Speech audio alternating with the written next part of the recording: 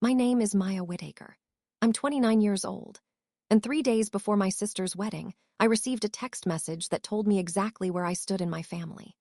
It came at 10:47 p.m., while I was sitting on my apartment floor surrounded by folded napkin samples, printed seating drafts, vendor receipts, and a half-finished spreadsheet my mother had begged me to quickly look over, because apparently a wedding budget only became real when I was the one fixing it. The message was from my older sister, Celeste. It said, "Don't come to the wedding." That was all at first. No greeting, no explanation, just 5 words cold enough to make the room feel smaller. Before I could even type a response, another message came in. "You'll make the day awkward. Mom agrees. Please respect this." I stared at the screen for a long time, not because I didn't understand, because I understood too well. I had spent 8 months helping plan that wedding. 8 months calming vendors, correcting invoices, chasing missing payments, reviewing contracts, and making sure Celeste's dream day did not collapse under the weight of her own expensive imagination. I had handled the florist when she threatened to cancel. I had renegotiated the photography package after Celeste changed her mind 3 times. I had found the replacement baker when the first one pulled out. I had even stayed up until 2 a.m. designing a backup seating plan because my mother said Celeste was too stressed to think clearly. But now, 3 days before the wedding, I was suddenly awkward. Not useful, not necessary, awkward. I called my mother once. She declined the call. Then she texted me, "Maya, please don't make this harder. This is Celeste's day. Let her have peace." Peace. That was the word they always used when they wanted me to accept humiliation quietly. I sat there on the floor with the wedding folder open in front of me and laughed once. Not because it was funny, because if I didn't laugh, I was going to cry. Then I typed back one word. Okay. I put my phone face down, closed the wedding folder, and finally let myself stop saving a day I had just been banned from attending. By Saturday morning, I had 21 missed calls. By noon, my mother had left 5 voicemails. By 1:15 p.m., Celeste had sent 11 messages, each one more frantic than the last. But the message that mattered came from the venue manager. "Ms. Whitaker, there seems to be some confusion at the front gate. Your family is asking us to remove you from the property. Could you please confirm how you would like us to proceed?" I looked at the message. Then I looked at the framed document on my desk, the ownership transfer agreement my late aunt had signed 2 years earlier. The one nobody in my family had bothered to ask about because they were too busy assuming I was just the disappointing younger daughter with a boring job and no dramatic life to brag about. I picked up my keys. I drove to the venue. And when my sister screamed, "Why is she here?" in front of 200 guests, the venue manager stepped forward and asked the question that ended the performance. "Mrs. Whitaker, why are you trying to throw out the owner?" Before we continue, please like, subscribe, and comment your thoughts on this story. It really helps support the channel. Now let me take you back because my sister didn't become the golden child on her wedding day. She had been wearing that crown since we were children. Celeste was 3 years older than me, and from the moment she learned how to smile for a camera, my mother treated her like a family investment. She was pretty in the obvious way people praised out loud. Bright eyes, perfect posture. A laugh that arrived just late enough to make people feel chosen. She knew how to enter a room and make adults say things like, "That girl is going places." I was quieter. Not shy exactly, just observant. I noticed things. The bill my father hid under a magazine. The way my mother's smile tightened when someone else got attention. The fact that Celeste cried louder when she wanted witnesses and softer when she wanted money. In our family, those observations did not make me wise. They made me difficult. Celeste was emotional. I was sensitive. Celeste was ambitious. I was intense. Celeste needed support. I needed to stop making everything about fairness. By the time I was 16, I already understood the family rule. Celeste's feelings were emergencies. Mine were inconveniences. When Celeste failed a math exam, my mother hired a tutor and said school pressure was affecting her confidence. When I came home with the highest grade in my class, my father said, "That's good, Maya. Try not to act superior about it." When Celeste crashed my mother's car reversing out of the driveway, everyone agreed accidents happen. When I scratched a kitchen pan, my mother lectured me for 20 minutes about carelessness. The difference was never subtle. It was just normal. At least, normal in the kind of family where one child is raised to shine and the other is raised to polish the light around her. I became useful early. That was my survival skill. At 13, I was helping my mother organize church committee receipts. At 15, I was proofreading Celeste's college essay while she sat beside me complaining that the topic made her sound too ordinary. At 17, I built my father a spreadsheet to track loan repayments because he kept forgetting which obligations were urgent and which were family flexible. No one asked if I wanted to help. They simply placed problems in front of me and acted relieved when I solved them. Eventually, solving problems became my role, not my gift, my role. And roles in families like mine are not appreciated. They are enforced. I studied business administration and later trained in hospitality operations. Not because I loved luxury or events, but because I understood systems. Bookings, vendors, staffing, guest flow, compliance, cost control, service timing. The parts nobody notices when everything goes right and everyone blames when anything goes wrong. After graduation, I worked for a boutique property management firm that handled private estates, event homes, and heritage venues. I learned how beautiful places stay alive behind the scenes. Insurance, licenses, maintenance, staffing, tax exposure, vendor relationships, guest safety, emergency planning. It was boring to Celeste, which meant it was invisible to my family. My Aunt Josephine was the only person who saw it differently. She was my mother's older sister, though they were nothing alike. Aunt Josephine never married, never had children, and owned a historic estate called Briar House, a restored stone property on 12 acres just outside the city. It had a glass conservatory, a rose garden, a ballroom with old oak floors, and a reputation for hosting quiet, expensive weddings for people who wanted elegance without hotel lighting. My mother used to call Aunt Josephine eccentric. Celeste called her stingy because Aunt Josephine gave thoughtful gifts instead of flashy ones. I called her every Sunday, not because I wanted anything, because she listened, really listened. When I was 23 and exhausted from being everyone's unpaid crisis manager, Aunt Josephine invited me to spend a weekend at Briar House. I arrived with one overnight bag and found her in the garden wearing muddy boots and pearl earrings. That was Aunt Josephine, elegant enough for a portrait, practical enough to unclog a drain herself.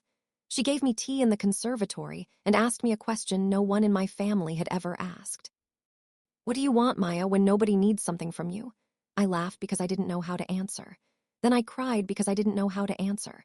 That weekend became a habit. I started visiting once a month, then twice. I helped her update vendor records, digitize old contracts, reorganize insurance files, and review operating costs. She taught me the history of the estate. I taught her how to stop trusting florists who used vague invoices. Slowly, Briar House became the first place where I was not someone's backup plan. I was just Maya. When Aunt Josephine got sick, I was 26. My family visited twice. Celeste came once, took photos in the garden, and posted one with the caption, "Family Legacy." She did not sit with Aunt Josephine for more than 15 minutes.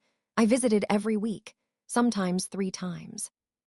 I handled appointments, medication schedules, estate correspondence, contractor visits, and eventually the painful legal tasks that come when someone responsible knows time is getting shorter. 6 months before she died, Aunt Josephine called me into the library.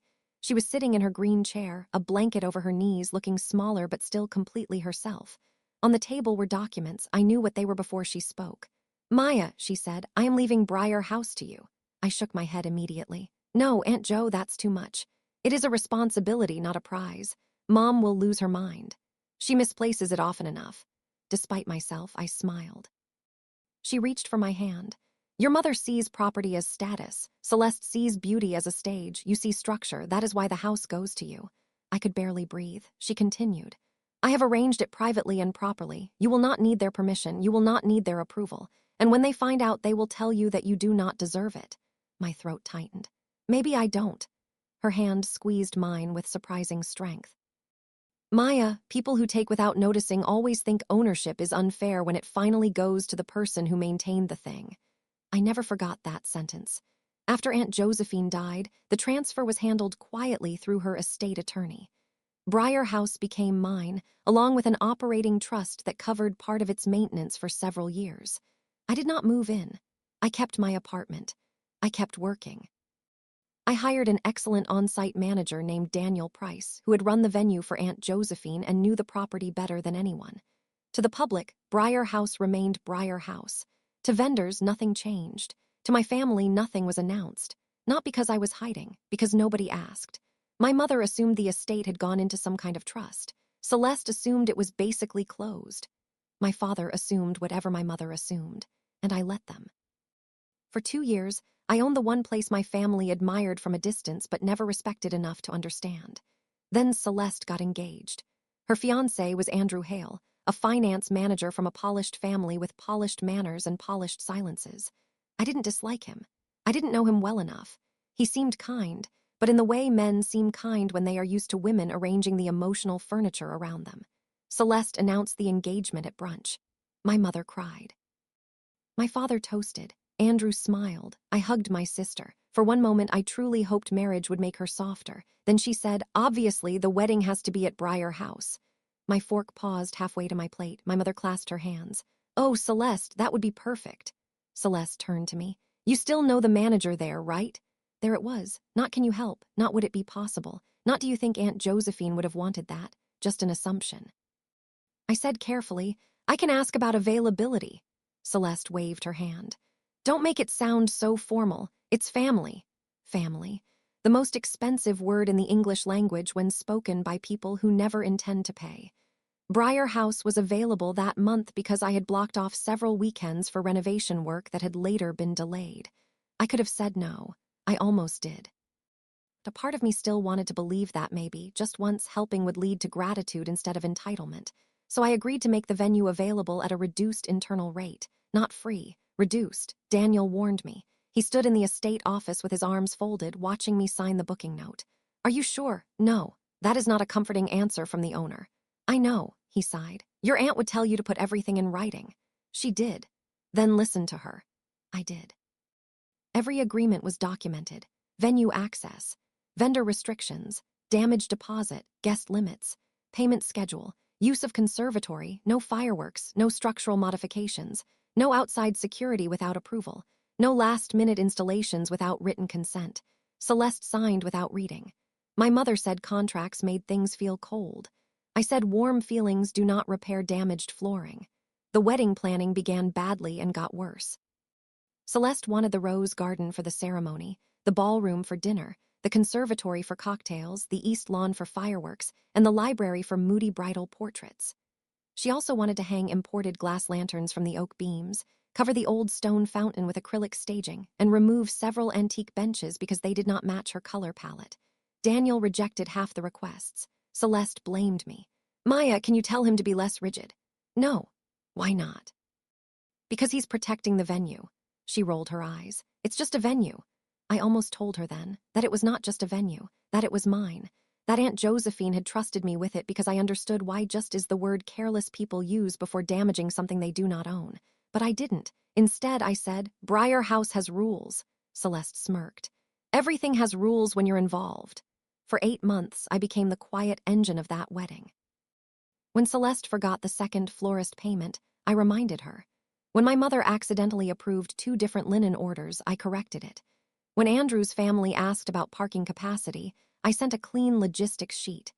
When the caterer misunderstood the kitchen load-in time, I fixed it. When Celeste decided the original invitation's suite looked too simple, 4 weeks before the wedding, I found a printer who could rush the replacement. Every time I helped, my mother praised Celeste for staying calm. Every time I objected, my mother accused me of adding stress. 2 weeks before the wedding, the real problem appeared. Celeste wanted to move the reception dinner from the ballroom to the glass conservatory because she had seen a celebrity wedding online with candles under a transparent roof. Daniel said no. The conservatory could handle cocktails and standing reception flow, not a seated dinner for 200 people with full service, amplified music, and late-night dancing. There were flooring restrictions, fire code limits, and climate control issues. Celeste cried. My mother called me heartless. Andrew said maybe we could find a compromise. I said the compromise was following the signed agreement. That was when Celeste's face changed. "You're enjoying this, aren't you?" I looked at her. "Enjoying what?" "Having power over my wedding." "I'm trying to stop you from violating the contract. It's my wedding." "It's not your property," she laughed. A short, sharp laugh. "Since when do you talk like you own the place?" I said nothing. My silence irritated her more than an answer would have. My mother stepped in. "Maya, please, your sister only gets one wedding day." And Briar House only has one original conservatory floor. That ended the conversation badly. For the next week, messages slowed. My mother stopped forwarding me updates. Celeste removed me from the bridal party group chat. I told myself it was fine. I told myself less involvement meant less stress. Then the text came. Don't come to the wedding. You'll make the day awkward. Mom agrees. Please respect this. There are sentences that hurt because they are sudden, and sentences that hurt because they confirm what you already knew. This was the second kind. I did not argue. I did not remind her who fixed the wedding she was banning me from. I did not ask my mother how a daughter could become too awkward to witness a day she helped build. I simply said okay. Then I called Daniel. He answered on the second ring. Maya, I've been uninvited. A pause. I'm sorry. Don't be. I need you to send me the final event file. All of it. All of it. His voice became professional. Understood.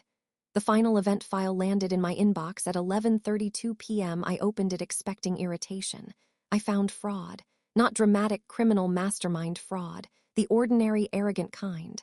The kind people commit when they think nobody serious is watching. Celeste had submitted an updated vendor plan without approval. The conservatory dinner layout was back. A different lighting company had been added. A fireworks vendor was listed for 10:30 p.m., despite the sign ban. The damage deposit had not cleared. And worst of all, someone had authorized a temporary floral ceiling installation in the ballroom using anchor points that were explicitly prohibited because the beams were original. My signature appeared on the approval note. Not a forged signature. Worse. A forwarded email from months earlier where I had written, "The floral direction is approved pending structural review," had been clipped and attached as if it covered the new installation. Pending structural review. Removed. Context. Removed. My name. Kept. I stared at the screen and something inside me went quiet. Not angry. Focused. I emailed Daniel immediately. No unauthorized installation. No fireworks. No conservatory dinner. No access for unpaid vendors. If anyone claims I approved changes, ask for direct written authorization from me today. He replied within 1 minute, already on it. The next morning, my mother called. I let it ring. Celeste called. I let it ring. Then Andrew texted me. Maya, I know there's tension, but could you please not make things difficult today, the day before the wedding? I wrote back, please define difficult. He did not answer. By 2 p.m., Daniel had denied the lighting company access. By 3 p.m., the fireworks vendor was turned away. By 4 p.m., the caterer requested a corrected floor plan. By 5 p.m., the damage deposit was still unpaid. By 6 p.m., Celeste sent her first honest message. What did you do? I typed nothing. She sent another. You are ruining my wedding because you're jealous. Then another. Mom was right. You can't stand not being the center of attention. I looked around my quiet apartment. At the empty chair. At the dress I would not wear hanging on the closet door. At the folder of documents I had prepared in case they escalated. Center of attention. That would have been funny if it were not so pathetic. The wedding day arrived bright and cloudless.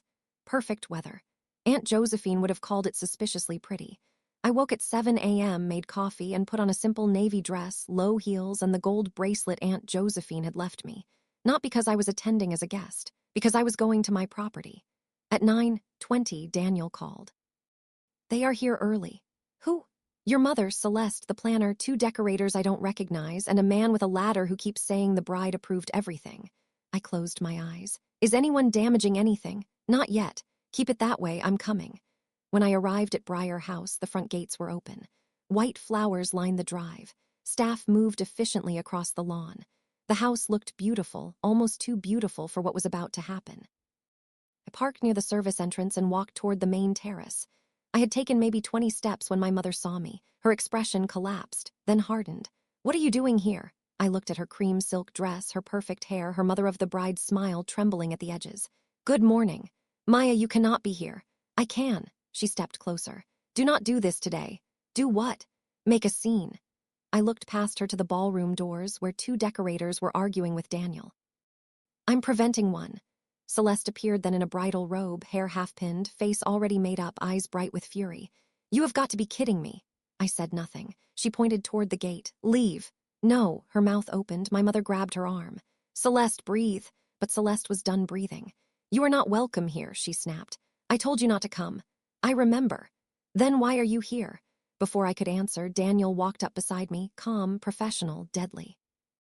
"Ms. Whitaker," he said to Celeste, "we need to discuss the unauthorized installation and unpaid damage deposit." Celeste glared at him. "Talk to my mother." Daniel turned to my mother. Payment has not cleared." My mother's face flushed. "It will. Until it does, certain access remains restricted." Celeste laughed in disbelief. "You're seriously doing this on my wedding day?" Daniel did not blink. "The contract is clear."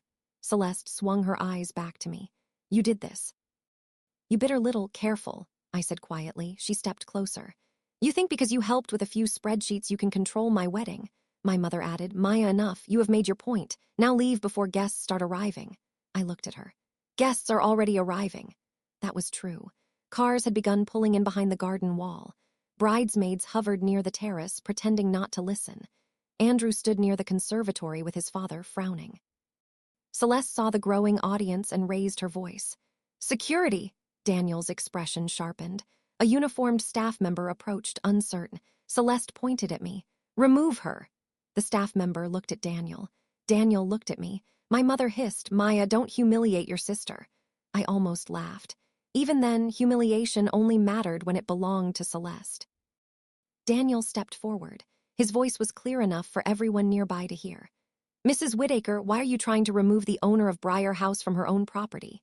The terrace went silent. Not quiet, silent. Celeste froze. My mother blinked. Andrew's father turned slowly. A bridesmaid whispered, "Owner." Celeste looked from Daniel to me, then back again.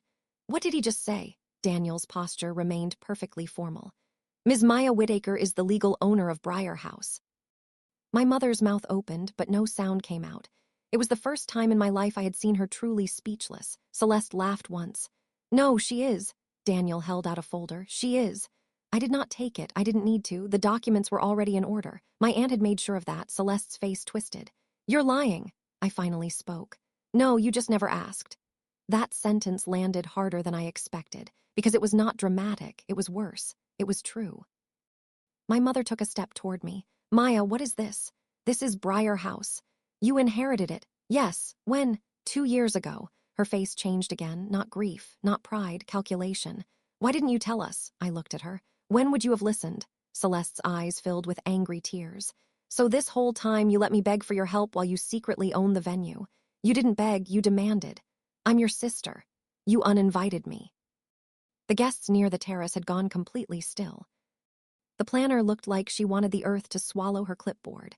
Andrew began walking toward us, his face pale. His father arrived first. He was a tall, silver-haired man named Charles Hale, and unlike my family, he had the careful expression of someone who understood liability. "Mr. Price," he said to Daniel, "is there an issue with the event proceeding?" Daniel answered, "There are several unresolved compliance issues." Charles looked at me. "Ms. Whitaker, may I ask whether the venue is at risk of cancellation?" Celeste made a strangled sound. "Dad, no, it's fine." Charles did not look at her. He looked at me. I respected that. I said, "The wedding can proceed if the signed agreement is followed immediately. Ballroom dinner only. No conservatory dinner. No fireworks. No unauthorized ceiling installation. Damage deposit paid before reception access expands beyond ceremony setup." My mother snapped, "You would hold your sister's wedding hostage over a deposit." I turned to her.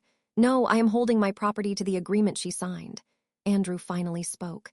"Celeste, you signed something different." She looked cornered. "I signed what Maya gave me months ago, but plans changed." Charles Hale's jaw tightened. "Without approval," Celeste glared at him. "It's a wedding. Things change." "No," he said quietly. "Contracts do not change because centerpieces do." I liked him in that moment. A lot more than I expected to. My mother tried to regain control. Everyone is emotional. Maya has always been sensitive about family matters. I looked at the small crowd now openly watching, then at Celeste, then at my mother. "No," I said. "I have always been useful. That is why this feels confusing to you." My mother's face flushed. Celeste started crying then, not soft tears, performance tears, the kind that had redirected every room since childhood. "You're doing this because you hate me." I shook my head. "I don't hate you. You want to ruin my life." "No. I want you to stop using mine as event staff." That line moved through the terrace like wind. One bridesmaid looked down. Another pressed her lips together. Andrew stared at Celeste as if he was seeing the outline of something he had ignored. The next hour was chaos disguised as coordination. The damage deposit was paid by Andrew's father, not my mother. The fireworks vendor left. The ceiling installation was canceled. The conservatory remained cocktails only. The reception returned to the ballroom. Celeste did not apologize. My mother did not apologize. Thomas, my brother, who had arrived late and understood nothing, asked why everyone looked tense. Nobody answered him. The ceremony went ahead. I did not sit in the front row. I stood near the back of the garden beside Daniel, not as a guest, not as staff, but as the owner, making sure nobody damaged the place Aunt Josephine trusted me to protect. When Celeste walked down the aisle, she looked beautiful. I can admit that. Beauty was never the issue. The issue was what she believed beauty entitled her to take. During the reception, Andrew found me near the library. He looked tired. "I didn't know," he said. "I assumed. She told me you were being difficult." "I assumed that too," he rubbed his forehead. "My father is reviewing the vendor changes. That's wise." He looked toward the ballroom where Celeste was laughing too loudly with her friends. "Is this who she is?" I did not answer quickly. Then I said, "This is who she becomes when no one says no." He nodded slowly. "I'm sorry." That surprised me, not because it fixed anything, because someone had finally said the words without needing me to earn them first. Later that night, Celeste cornered me in the hallway outside the bridal suite. Her veil was gone. Her lipstick had faded. Her eyes were sharp. "You embarrassed me." I leaned against the wall. "You tried to remove me from my own property. You should have told me. You should have read what you signed." She laughed bitterly. "You always have to win." "No, Celeste, I just stopped losing quietly." For once, she had no answer. My mother tried one final time near the end of the night. She found me by the conservatory doors, watching staff clear champagne glasses. Her voice was lower now. "You have made your point." I looked at her reflection in the glass. "What point is that? That you own this place?"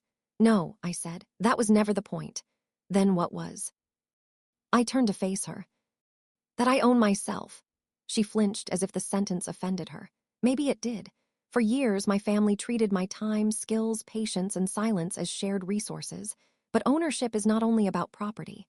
Sometimes ownership is the moment you stop letting people spend you without permission.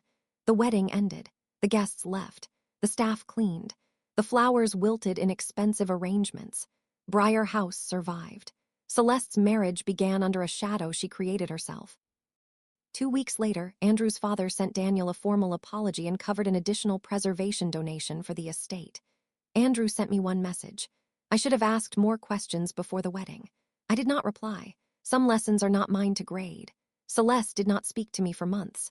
My mother told relatives I had sprung ownership drama on the wedding day. That story worked on some people, not all, because guests had seen enough.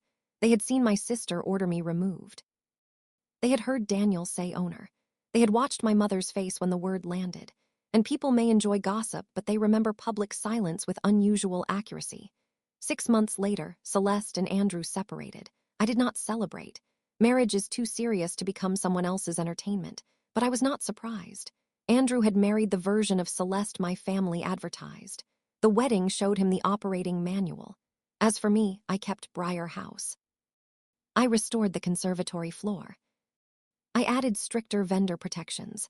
I created a policy that family events would be treated like any other booking, with deposits, signatures, and consequences.